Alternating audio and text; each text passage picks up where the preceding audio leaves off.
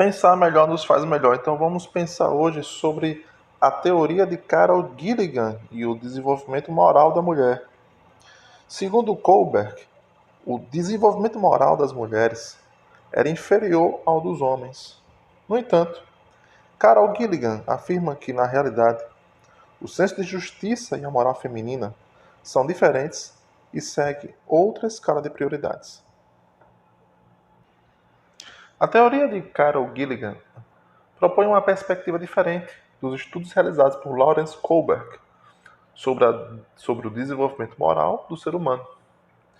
Para a psicóloga Carol Gilligan, ela também é filósofa, feminista, da Universidade de Harvard, o problema de Kohlberg foi que ele identificou diferenças claras entre o desenvolvimento de meninos e meninas nesse âmbito. As mulheres, segundo a abordagem de Kohlberg, apresentariam uma certa fraqueza moral.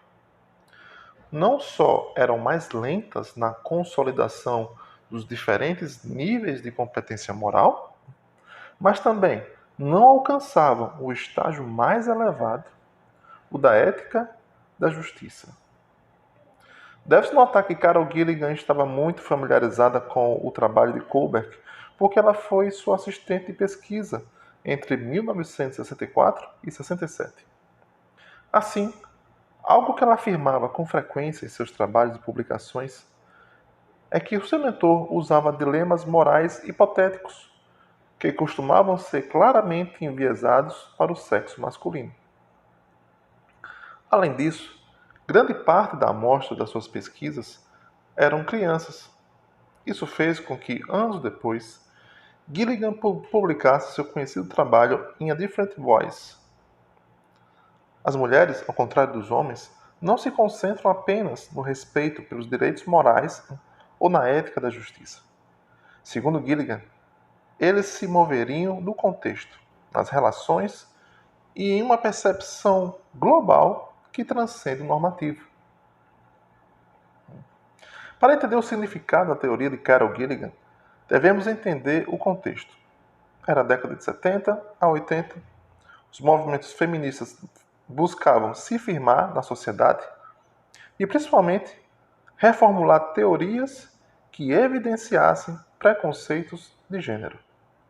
Da mesma forma, devemos também considerar que Lawrence Kohlberg apresentou sua tese de doutorado sobre desenvolvimento moral em 1958, em um contexto sexista do qual ele não poderia se isolar completamente.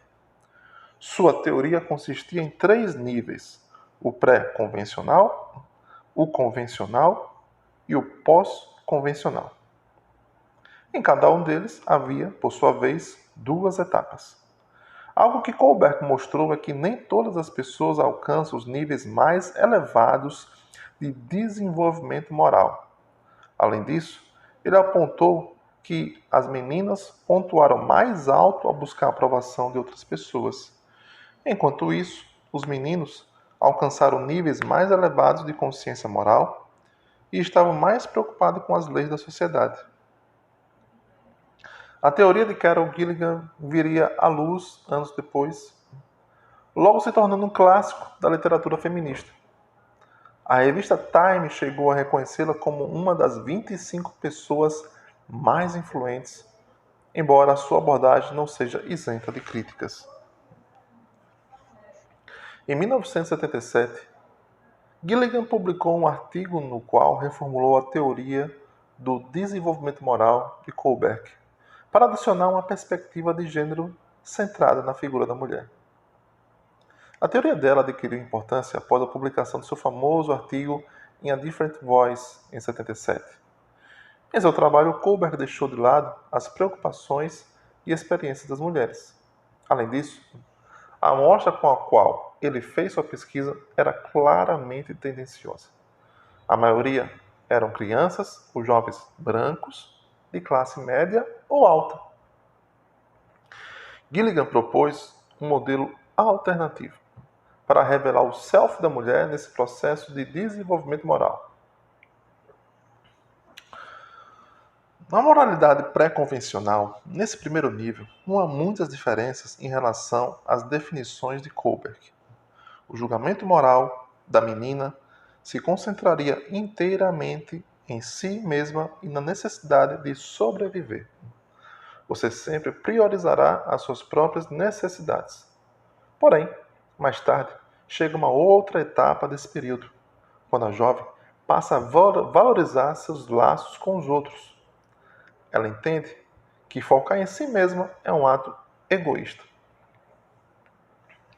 Então vem a moralidade convencional. Na teoria de Carroll, esse estágio é o mais ilustrativo. Um dos conceitos que melhor define essa psicóloga é sua perspectiva sobre o aspecto do cuidado e a dimensão tradicionalmente associada à mulher. Algo que define as mulheres em uma parte das suas vidas é a preocupação com os outros. E essa prioridade, às vezes, as leva ao auto-sacrifício e ao cancelamento da sua atenção para si mesmas. É uma moralidade centrada no auto-sacrifício. Lembre-se de que essa teoria foi enunciada na década de 70 e 80. A educação recebida e os modelos de gênero influenciam essa percepção. E isso foi algo que Kohlberg não levou em consideração. Agora, dentro do estágio convencional, existe um segundo nível.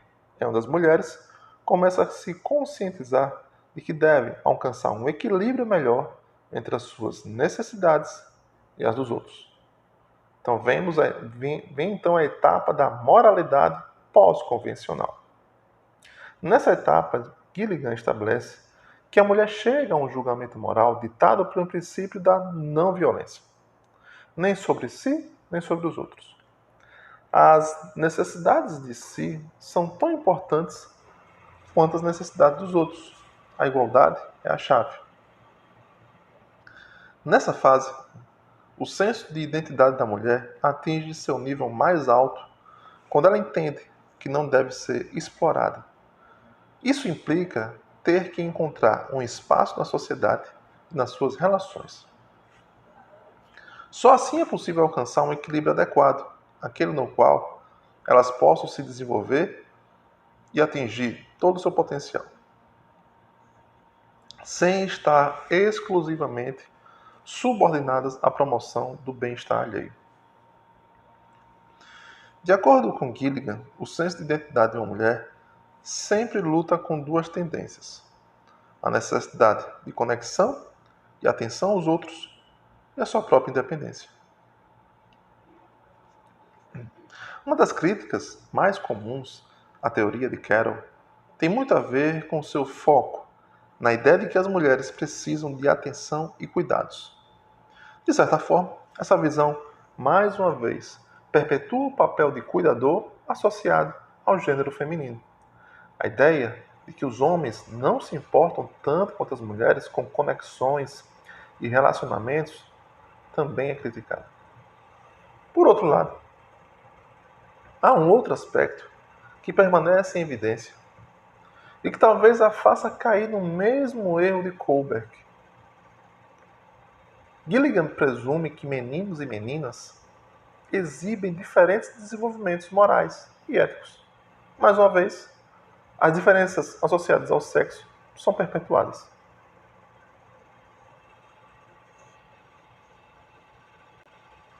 E agora vamos falar sobre a teoria do desenvolvimento moral de Kohlberg. Todos nós já desenvolvemos uma moral própria e intransferível. Valores que não só separam o mal do bem do mundo abstrato, como também têm influência sobre nossos comportamentos, percepções e pensamentos. Inclusive, poderíamos dizer que pode estar tão interiorizada que pode influenciar nossas emoções. Um dos modelos mais importantes e influentes que tenta explicar o desenvolvimento de nossa moral é a teoria do desenvolvimento moral de Kohlberg. Por outro lado, ao contarmos todos com uma moral própria, estabelecer uma universal sempre foi uma das grandes questões que preocuparam a multidão de filósofos e pensadores.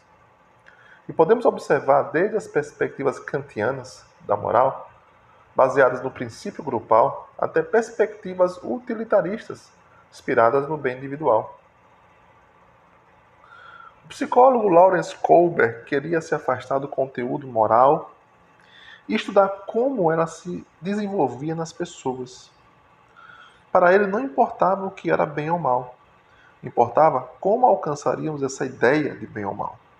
Através de uma variedade de entrevistas e estudos, observou que a construção da moral aumenta à medida que as crianças crescem, assim como acontece com outras habilidades, como a linguagem ou a capacidade de racionalizar. Na teoria do desenvolvimento moral de Kohlberg, a conclusão é de que o desenvolvimento moral passa por 3 níveis: pré-convencional, convencional e pós-convencional, cada um dos quais está dividido em 2 estados. É importante entender que nem todos passam por todos os estados e nem todos chegam ao último nível de desenvolvimento. Então vamos explicá-los. A orientação para o castigo e a obediência. Nesse estado da teoria do desenvolvimento moral de Kohlberg, faz parte do nível pré-convencional. Aqui encontramos a pessoa que delega toda a responsabilidade moral a uma autoridade. Os critérios de quem está certo ou errado são dados pelas recompensas ou castigos que a autoridade outorga. Uma criança pode pensar que não fazer os deveres é ruim, porque seus pais o castigam se não fizer. Esse pensamento dificulta a capacidade de assumir que podem existir dilemas morais, enunciados que não têm uma resposta moralmente clara. Isso é devido ao fato de que tudo é visto de um único ponto de vista, que é o da autoridade. Aqui encontramos com o nível mais simples do desenvolvimento moral, onde não se contempla as diferenças de interesse, nem as intenções do comportamento. Nesse estado, a única coisa que é relevante são as consequências, prêmio ou castigo. Orientação para o individualismo ou hedonismo. Nesse estado da teoria, já aparece a ideia de que os interesses variam de um indivíduo para o outro, e mesmo que os critérios para decidir o que é ruim e o que é bom sigam sendo as consequências dos atos, outros já não marcam. Agora o indivíduo pensará que tudo aquilo que lhe traga algum benefício será bom e será ruim aquilo que lhe traga perda ou mal-estar. Na orientação para as relações interpessoais, esse estado se inicia a etapa convencional do desenvolvimento moral, pois o indivíduo começa a ter relações cada vez mais complexas e tem que abandonar o egoísmo da etapa anterior. O importante agora é ser aceito pelo grupo, e a moral irá girar em torno disso. Para a pessoa que se encontra nesse estado, o correto será aquilo que agrada ou ajuda os outros. Aqui o que começa a importar são as boas intenções dos comportamentos e em qual medida são aprovadas pelos demais. A definição de moral se baseia em pessoa boa, leal, respeitável, agradável. Na orientação para a ordem social, o indivíduo deixa de ter uma visão baseada em grupos para uma visão baseada em sociedade. Já não importa o que agrada os grupos ou as pessoas ao redor. O critério do que é bom ou ruim se baseia em avaliar se o comportamento mantém a ordem social ou se enfraquece. O importante é que a sociedade seja estável e não exista o caos. Aqui encontramos um forte respeito às leis e à autoridade. A moralidade supera as razões pessoais e se relaciona com a legalidade vigente. Na orientação para o contrato social, encontramos o último nível do desenvolvimento. As pessoas entendem o porquê das leis e, com base nisso, as criticam ou as defendem. E, por fim, temos a orientação do princípio ético universal. É onde o indivíduo cria os seus próprios princípios éticos que são compreensivos, racionais e universalmente aplicáveis. A pessoa constrói sua moral de acordo com como acredita que a sociedade deveria existir e não como a sociedade impõe. Bem, e agora que sabemos a teoria de Kohlberg, podemos nos perguntar em que estado de desenvolvimento moral nós nos encontramos agora.